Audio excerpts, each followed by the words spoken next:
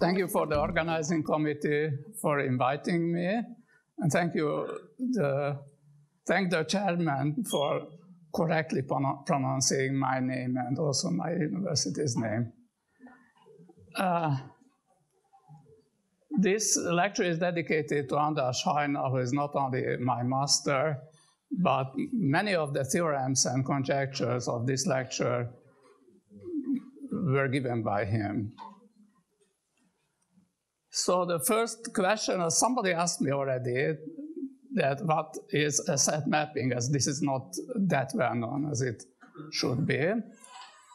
And a set mapping is a function from some set into the power set of that set.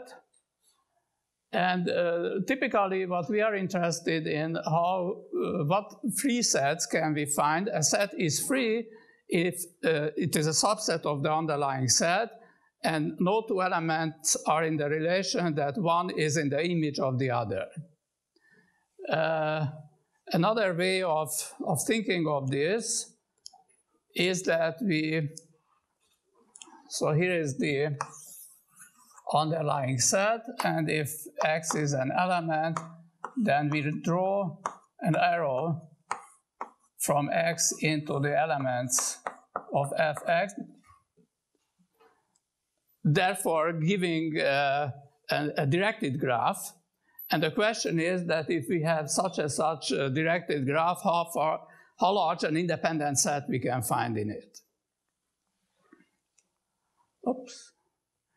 Now, this whole notion was raised by Paul Turan, a Hungarian classical analyst, who, when investigating a problem in approximation theory, asked this question: if we have a function from the set of reals into the set of finite subsets of reals, do we have an infinite free set?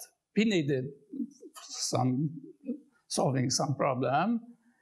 And so notice that you can reformulate this in this graph theory language, that you have a directed graph on the set of reals where all the out degrees are finite.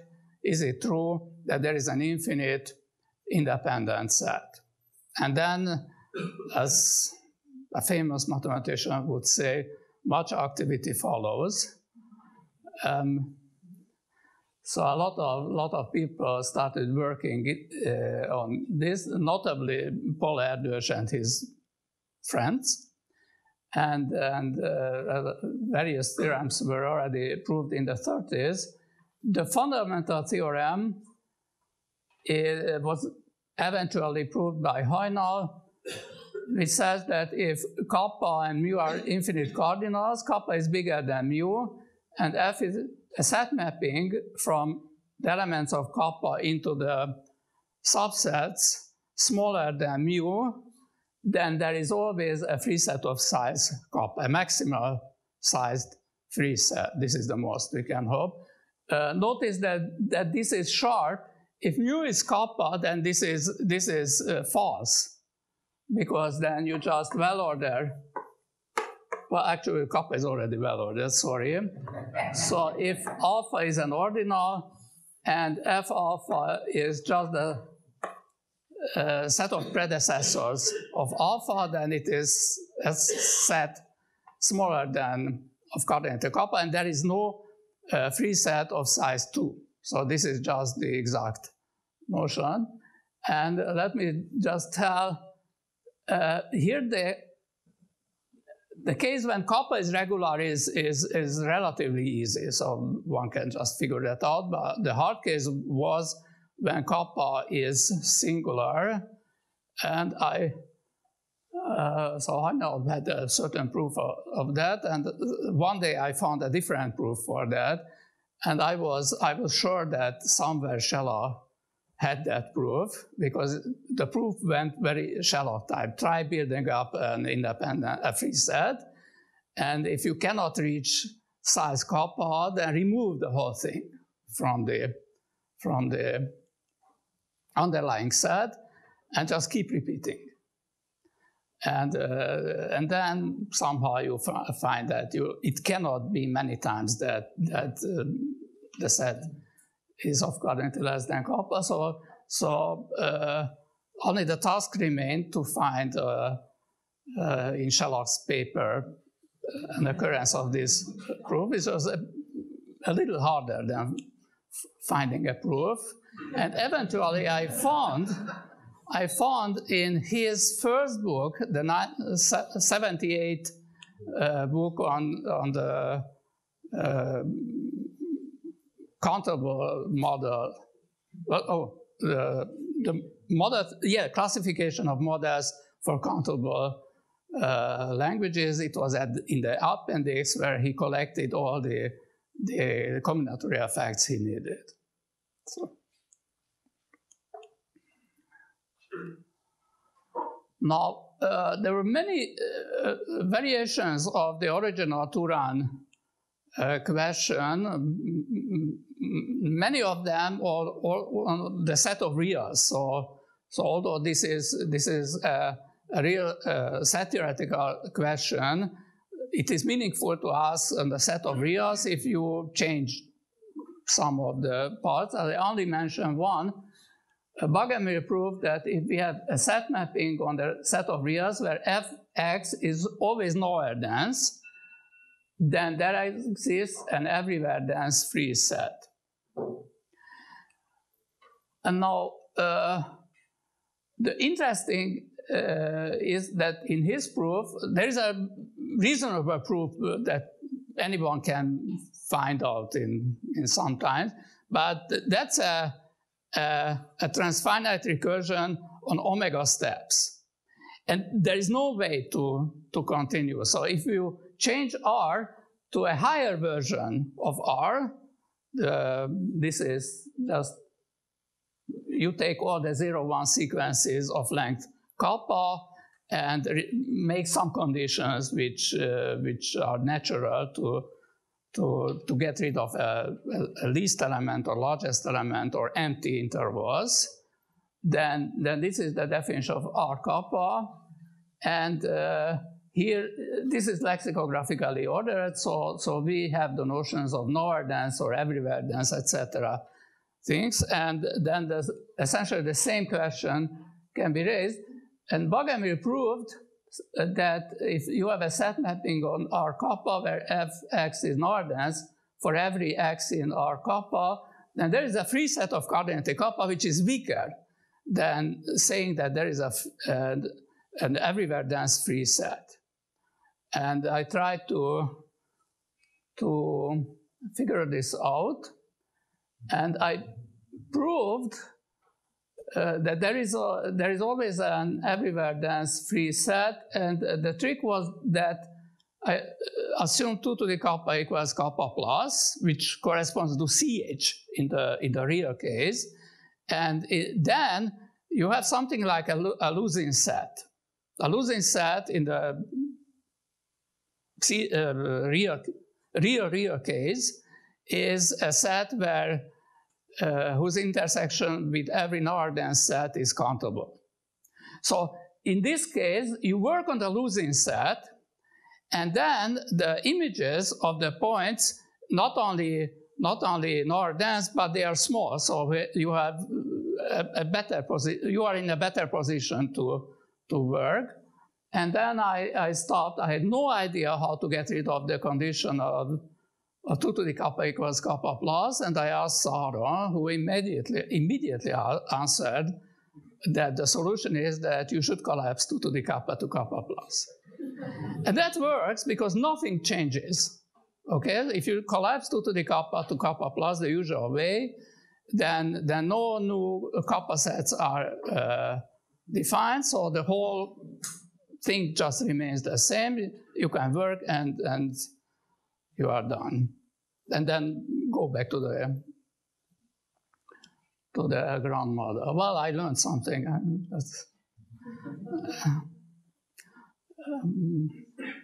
Actually, he apologized that he solved my problem so easily.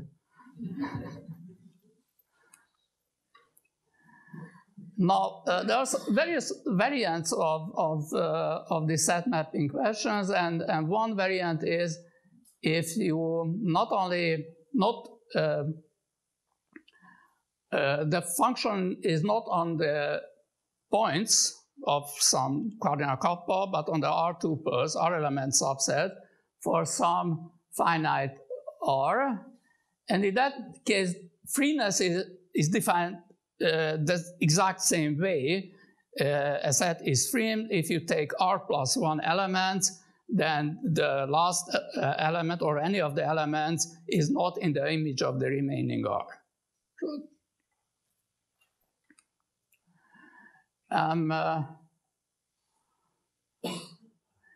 There's some, of course, this is harder. If R is greater than 1, and when you increase R, then it is harder and harder to find free sets. Accordingly, there are smaller and smaller free sets we can guarantee.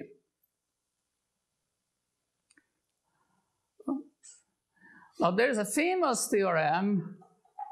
There are two famous theorems by Kuratowski and Sierpinski, which say that if on a set of size Aleph n, you have a set mapping from the on tuples into the finite subsets, then there is always a free set of size n plus 1, and that this is sharp. It doesn't work if you replace the underlying set with a smaller set. It's a very old theorem, and probably everybody heard it. Maybe not in this form. There is a reformulation with decomposition of Euclidean spaces into sets. Now, Heinel and Mathe,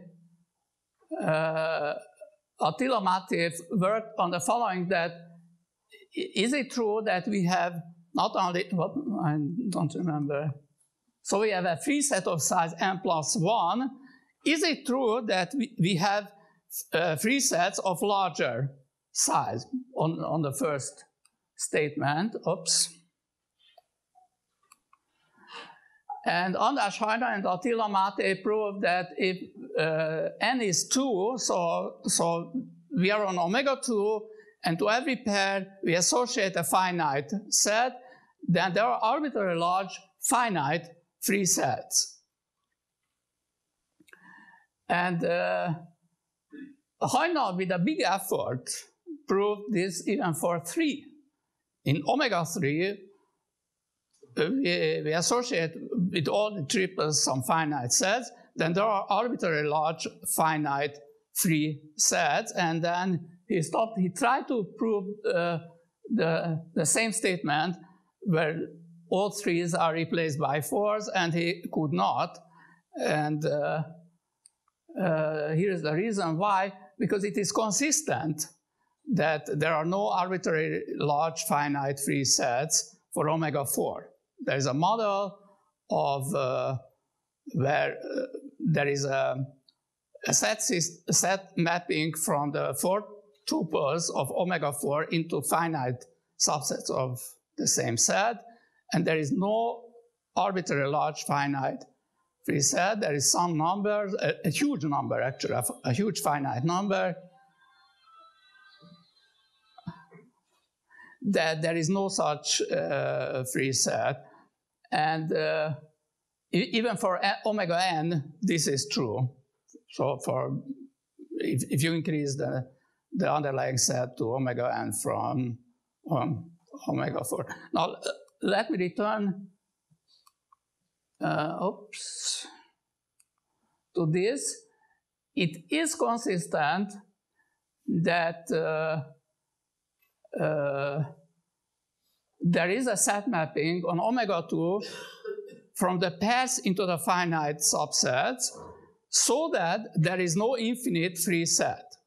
That contradicts GCH, because this Heinel theorem, which I showed for a small part of the second, implies that there is an infinite free set. In that case, it is consistent that for some set mapping there is no infinite free set. And actually, I can replace here omega 2 by any omega n for n a natural number. So it is consistent that for every n, it is consistent that on omega n, there is a set mapping from the pairs into the finite subsets with no infinite free sets. I don't know how to jump over omega omega. So it's reasonable to ask that it is consistent for any cardinal.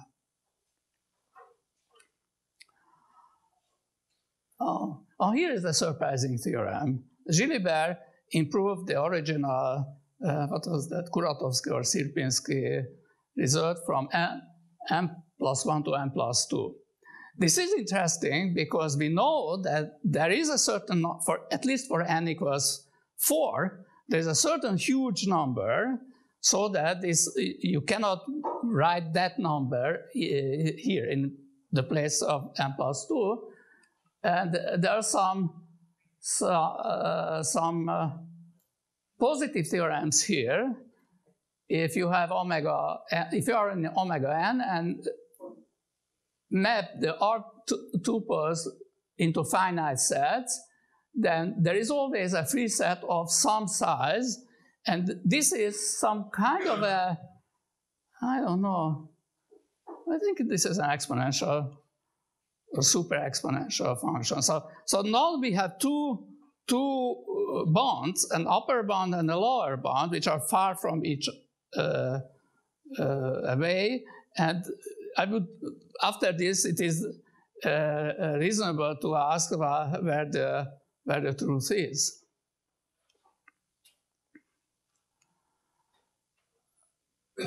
Okay, here is another question of Anders Heinel and Attila Máté.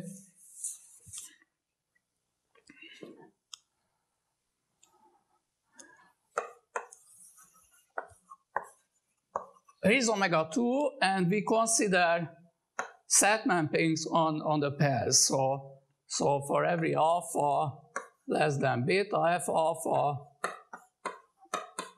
beta is finite.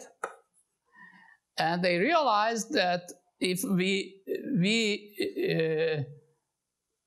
pose conditions or where the elements of f alpha beta are, we get different answers on the largest free set. So for example, if f alpha beta is here, so for every pair alpha less than beta, f alpha beta is a subset of the beta omega 2 interval, then this is easy to prove. Then there is a closed unbounded free set. Simply, you just consider a very fast club set, and that will be free.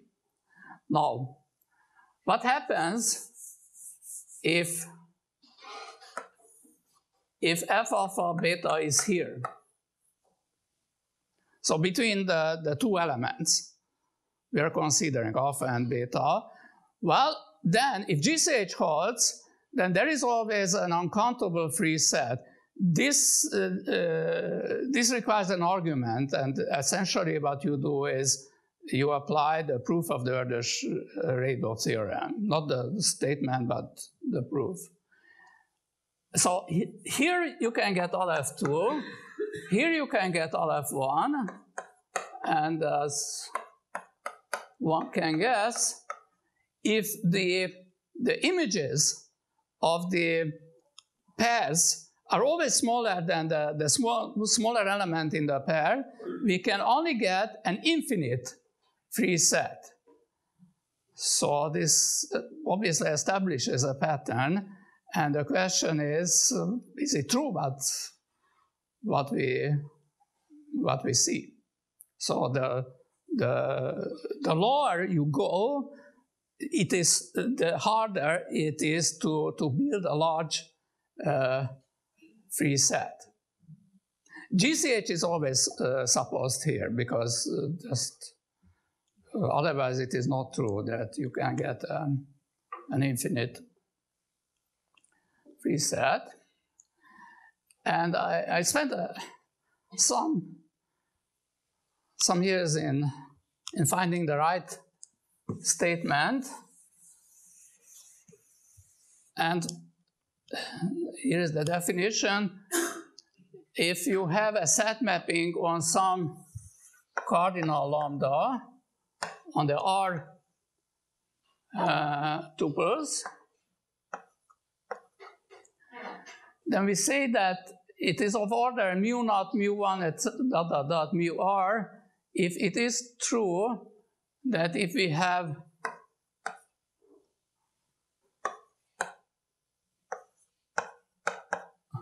R elements, then the image F alpha naught F alpha R minus 1 has cardinality less than mu naught below alpha naught, less than mu 1 between alpha naught and alpha 1, etc., less than mu R minus 1, and less than mu R.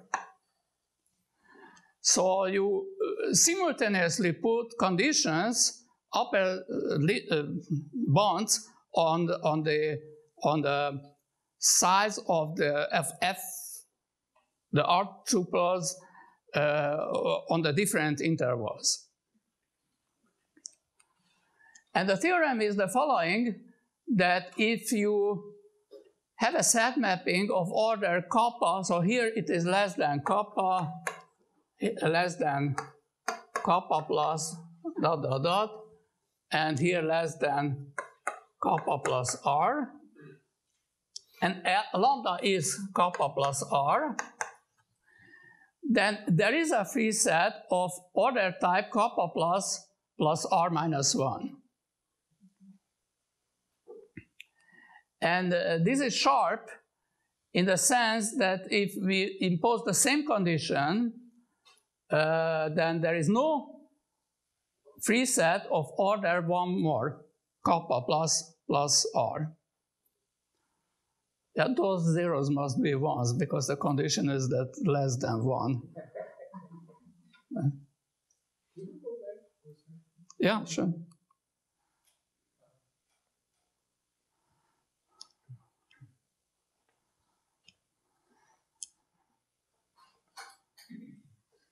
Okay.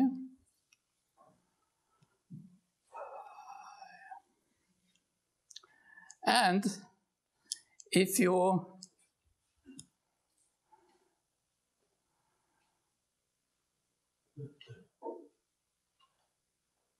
increase the condition here to kappa plus, actually, formally you have to write less than kappa plus because of the way I defined the order. So your condition is that F is a mapping from the R tuples into the subsets of kappa plus R, and the image is always a subset of the least element of size at most kappa. Then you can define such a set mapping which has no free set of some or very small order, and kappa is kappa and omega is omega. So I'm not confusing the two forms. Even if kappa is very, very large, you can only have at most omega R minus 3 plus 1. I mean, a relatively small free subset. This may be not the best results here. And now I turn to another topic, the favorite topic of Erdős. You have the Euclidean space and you want to decompose it or color it with a small number of colors so that there are no monochromatic pictures of various types. So for example, Rado proved that every vector space over Q is the union of countably many pieces, each omitting a 3-element arithmetic progression. Or you can color any vector space over Q with countably many colors so that there is no monochromatic 3-element arithmetic progression. And the proof is simply the following, that you consider a basis with an index set which is ordered. Then every element, every non-zero element has a unique decomposition into the sum lambda 1 bi1 plus lambda n bin, where the lambdas are rational numbers, of course, and these are ordered according to the order on I. And then you associate this string, lambda 1, etc., lambda n, as the color of X. This is a coloring with countably many colors, and this works as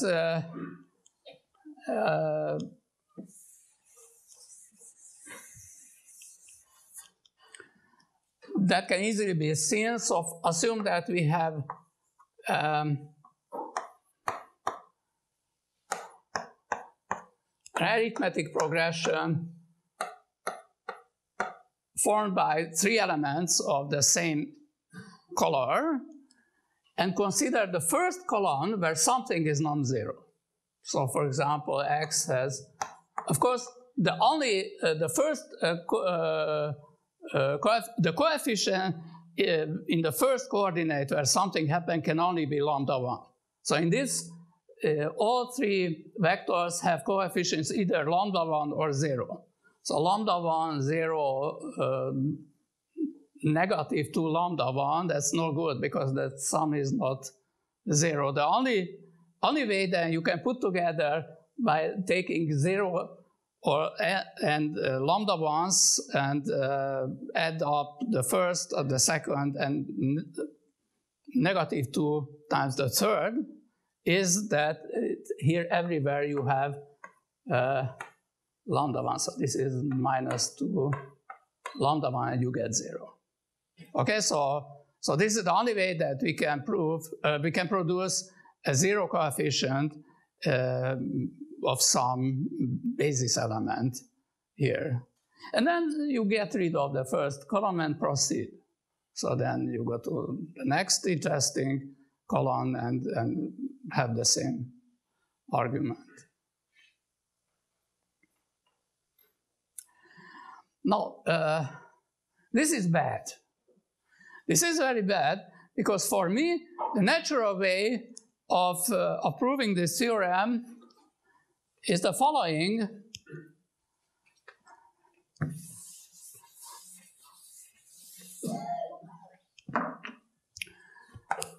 That you decompose the vector space into the increasing union of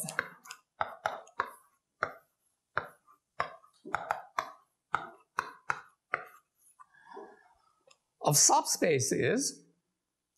And if kappa equals to aleph 1, then these can be countable. The differences of the consecutive subspaces, and then you can color the elements in the differences with different colors. So use distinct colors. And okay, so assume that there is a 3-element arithmetic progression on the picture. Well, how can you find it? Well, surely there is a last. There is a point where the last element of that arithmetic progression appears. So this should be something like this. So the last element in V alpha plus 1 minus V alpha, and the other 2 elements are in V alpha, which is impossible, of course, because these are subspaces. So the only possibility is that we have something like this. The two elements of the arithmetic progression are in V alpha plus minus V alpha for some alpha, and the third element is either there or in V alpha. And of course, as we color differently the elements of V alpha plus 1 minus V alpha, this is not monochromatic. The trouble is that this only works for LF1, and this, the other proof there works for every cardinality. And I could not understand for many years how this is possible. I mean, there is a proof which is, I mean, seems to be more better and more refined. I mean, the subspaces are really elementary submodels, so this is seems to be a very good idea to work that. And this argument stops at LF1, and there is a general argument which works for every cardinality. And this is not, I mean, that there are some other theorems of this type. So for example, if you take the Euclidean space plane and you want to eliminate monochromatic isosceles triangles, I can do that if CH holds. Essentially, an argument similar to that, not much more complicated actually, but it still works. And Jim Schmerl proved that for any, actually for any Euclidean space, and CH was not assumed. So if C can be arbitrarily large, his proof works, because, and he starts with a transcendence base of the reals and uses model theory. And I wanted to understand what's happening here. So why is it true that this argument doesn't work? And here's the argument. What?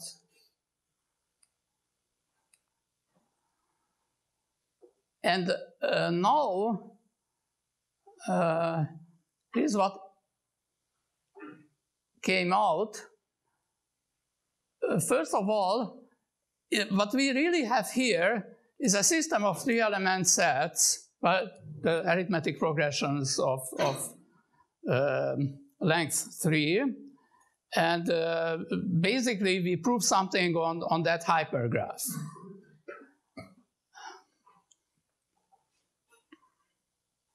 And in fact, it is true that with this argument, there is a well-ordering of the underlying set so that for every element of that set, X is the largest element of only finite many sets in H. This is the argument given by the picture of the left blackboard. And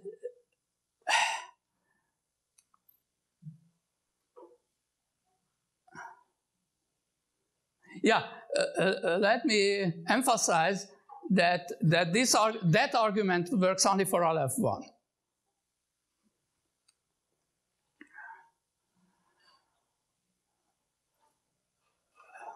The question is, if we can prove this statement, that we have a vector space, then we have a well-ordering, so that if we take the three-element sets, which are the three-length arithmetic progressions, then there is a well-ordering of the vector space, so that each element is the last element of a triple, only of finite many times.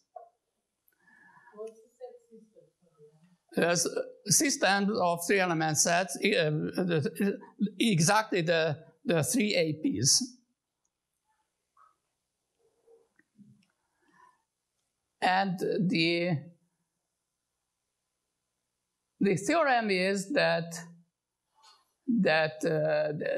this doesn't go for LF2 or larger cardinals, in fact, if you have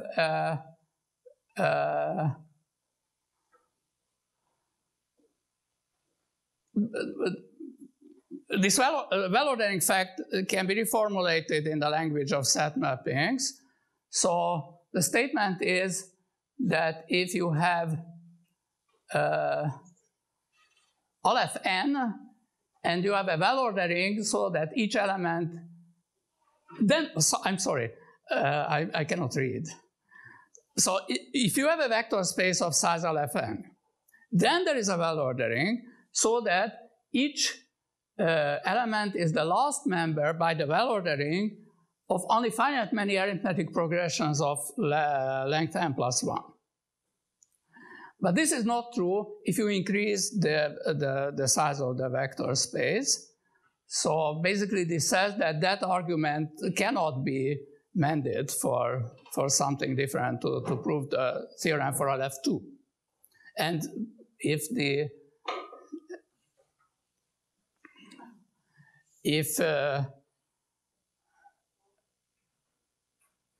and also if we have a vector space of size Aleph n minus 1 and you have an arbitrary set mapping from the points into the finite sets, then there is always a free arithmetic progression of length n, which basically says that there is no such well-ordering. And now, as I'm almost done, I just raised two problems of Erdős and Heinel, which are apparently unsolved. One is the following consistent that GCH holds, and for every set mapping from the triples of omega 2 into the one element sets of omega 2, there is an uncountable free set. The other one is the following: is it consistent that GCH, and if F is a set mapping from the triples of omega 3 into the finite sets of omega 3, then there is an uncountable free set.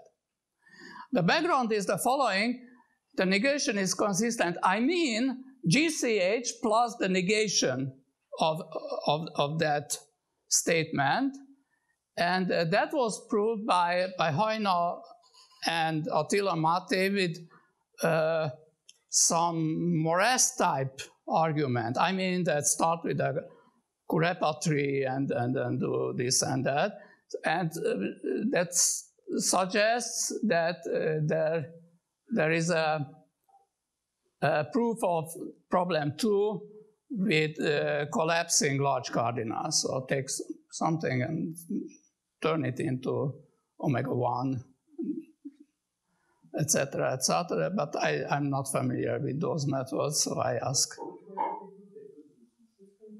Sorry?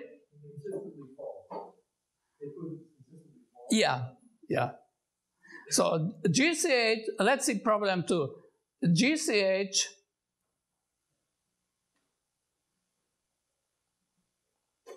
it is consistent that GCH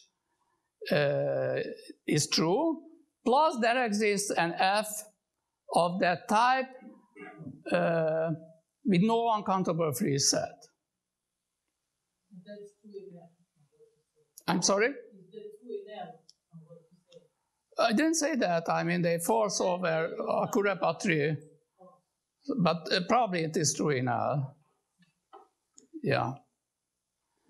So, I mean, this suggests that some large cardinals can be turned into small cardinals, and you have a model. I just don't know how.